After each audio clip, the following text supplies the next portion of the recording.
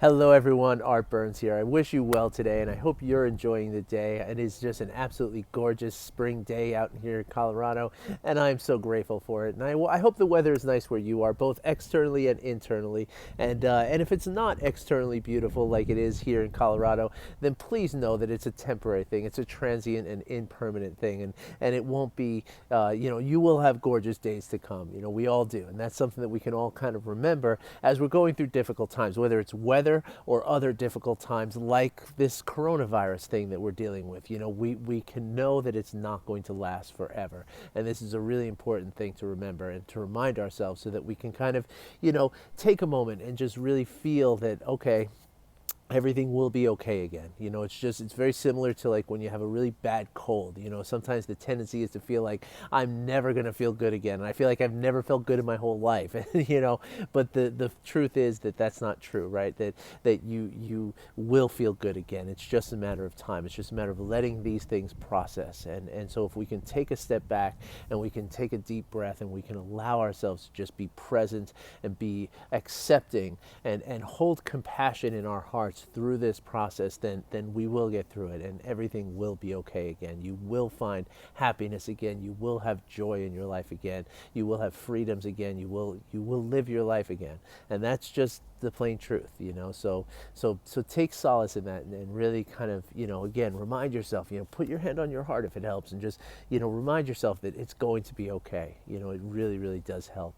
And so one of the things, as we talked to the earlier this week about, yesterday I talked about those three things that are really key to our happiness, right? The presence, the acceptance, and the compassion, right? Like science has shown us abundantly how important these three attributes, these three aspects of our personality, of our experiences, are so important for our happiness, right?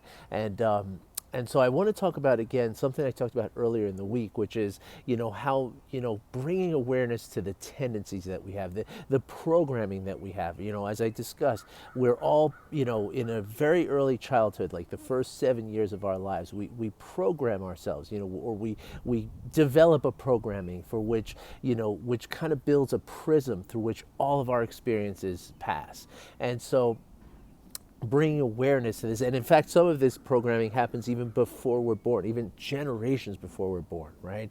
And there's, again, this is science. This is not a strictly, woo-woo spiritual kind of thing. There's a lot of hard-nosed neuroscience behind what I'm talking about here. There always is.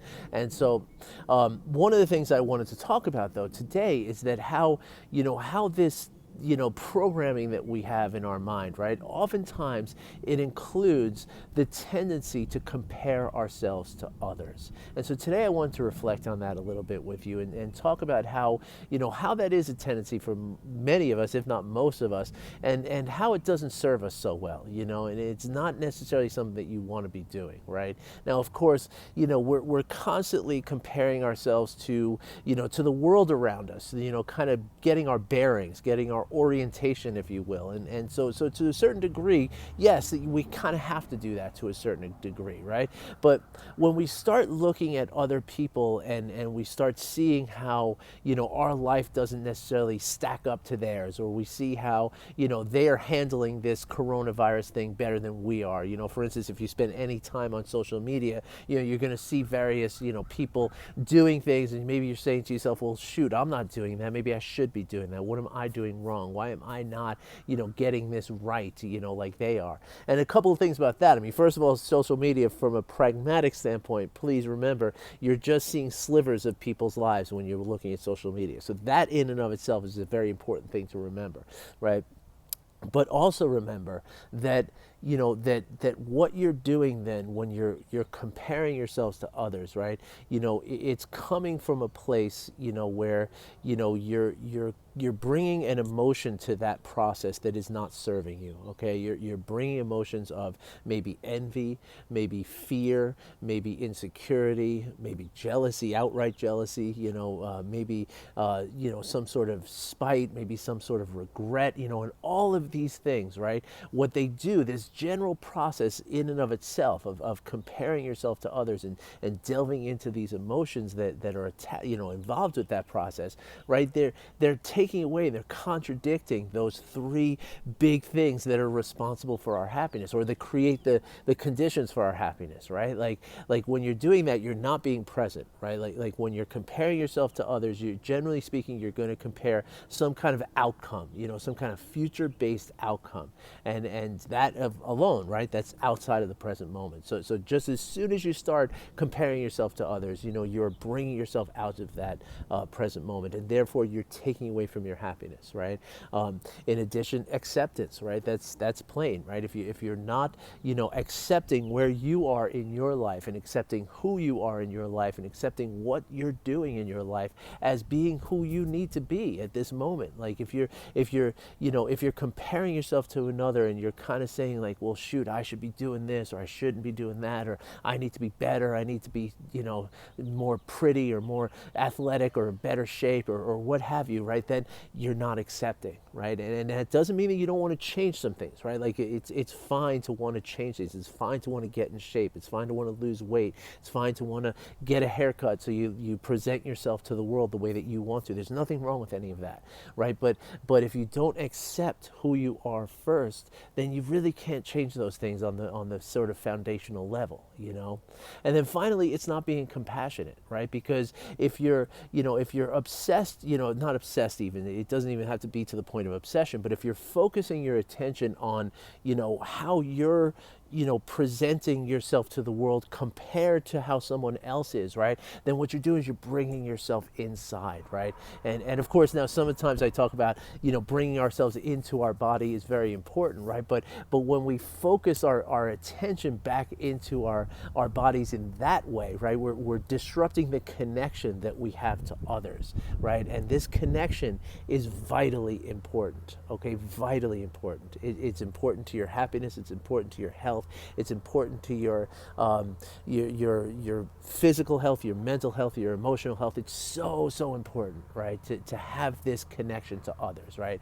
And so when you're kind of selfing in that way, right? You're thinking about yourself and what's wrong with yourself and how you need to change yourself and comparing it to someone else, and also not only you cutting off that connection, but you're also then by comparing yourself to another, you're usually, like I said, there's usually an emotion in there that's not compassion, right? It's like an envy, or it's a spite, or an insecurity of yourself, and what you're doing then is in a very subconscious level, you're kind of maybe trying to knock someone down a notch. You're trying to bring them down to your level in some way, and that again, that is not compassion. So what can we do, right, instead of this, right? Like first of all, those three principles that I talked about, right? Those are the key. Those can be your guideposts, your compass bearings for everything in your life, right? Which is presence, acceptance, and compassion, right? If those are the guideposts, if those are the compass settings, right? The bearings of your compass in any situation, then you're always going to wind up in a place of happiness, or at least creating the conditions for happiness for yourself, right? And of course, I talk a lot about awareness, and awareness kind of makes all these things possible. So it starts with awareness, which again requires non-judging. And this is where we kind of start talking in circles a little bit. So I'll answer any questions you have about that. But what I want to say is that instead of, as you use those three principles as a compass setting, right? And you make sure that you're dwelling in presence, with acceptance, and with compassion, then what's the opposite then of, or how do you not compare yourself to others, right? Well, like how do you live with those things and yet relate to others, right? Because we are all relating to one another, and that's all the time anyway, and as I said, there is a certain level of orientation that you have to the rest of the world, which means that you are in a way comparing things, at least from a place of position, right? But not necessarily with emotion. So the key is then a really important aspect of our ability emotionally, which is empathy. Okay, empathy is the key here, right? Because when we feel empathy for another, right? We don't feel like we're comparing ourselves to another, except, maybe we are feeling like we're comparing ourselves, but we're looking for the things that are alike to us rather than the things that are different from us, right? And by employing empathy as it relates to, as we look at someone else's life and we kind of think about someone else's life, what we're doing then is we're opening ourselves up with a curiosity, right? We're not saying, we're not making a statement, we're more asking a question, right? Statements close things down, questions open things up, right? And so if you can consider and you can kind of, like look at it as trying to be curious, right? And trying to see that like that people have the same kind of issues that you do. Even someone who looks like they have their stuff together and looks like they're really happy and they got this beautiful life at home and with their spouse and their kids and everything, it looks just magical. Remember, as you see that on a place like Facebook, you're only seeing a very small representation, very small sliver of the representation of that person's life, right? So remind yourself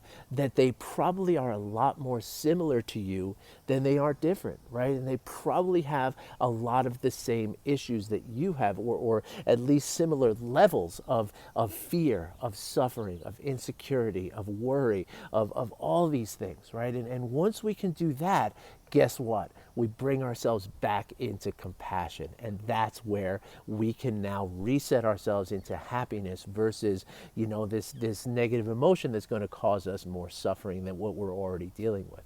And not only that, okay, but I just want to share like a little bit of a personal anecdote here about this, right? That when you look at people, right, like the people who look like they have their stuff together, who look like they have, the fancy car or the happy life or the beautiful home or the beautiful children with the beautiful clothes and the crafts that they're doing, the cakes that they're baking and the dinners that they're making and all this, right? When you're looking at that, understand that many, many times what's behind that veneer is something much different from what you're seeing and what you're thinking. And I'm telling you that from my personal experience, right? At one point, 10 years ago, I was someone who people looked at and said, wow, that dude's got his stuff together. I had the nice car. I had the beautiful apartment in Midtown Manhattan. I had, the great clothes. I had the sharp haircut. I had all this stuff, right? For anybody to look at me, I looked like someone who was just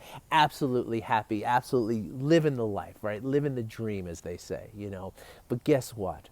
Underneath it, I was suffering on such a level that I was literally killing myself with stress and with alcohol and with drugs and with just horrible relationship issues and just I was sabotaging myself all the time because of the pain that I was feeling, right?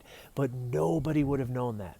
Nobody would have. So take my advice in that and take what I lived with and understand this, right? That when you're looking at someone, you're not seeing all of it. And so remind yourself of that. Remind yourself that when you're looking at someone, that there might be something behind this veneer that you're seeing. There might be something that is quite opposite to what you think it is. And it could be something that's very, very painful for that person. And that, again, when you can remind yourself of that, now you feel compassion for that person, and now you're bringing yourself back into the present. You're bringing yourself back into acceptance, and you're allowing compassion to lead you, and this ultimately is going to lead to your well-being.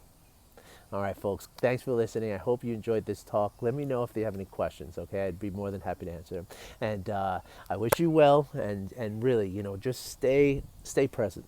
Stay present, try to accept whatever's going on, even as a temporary thing, and try to lead yourself with compassion. Let your heart lead you. Believe me, it's going to help. I promise.